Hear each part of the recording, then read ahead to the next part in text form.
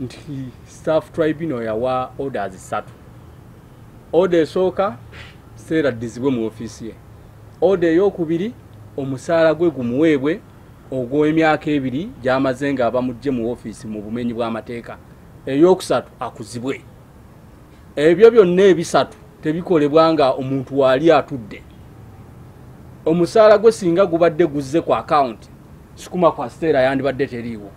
Stella yandibadde asobola okusasula bannamateeka be bulungi n'abaana bandibadde basoma na buli kimu nga kitambula bulungi.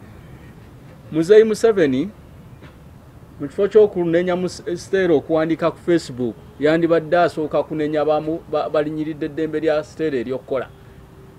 Waliwo olugero olugamba nti nno amaleba amakalu gakuba nnyo ki gavaamu kerere nnyingi.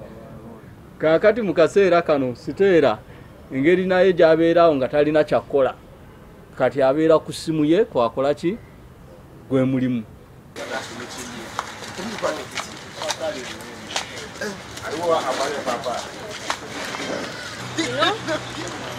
Twagala abalongo bagire nga balyako paka Stella Nyanzi banamuleeta ojje tuyimirire ne mukyala munnaffe Nazzikuno nga Nalongo tasibwa.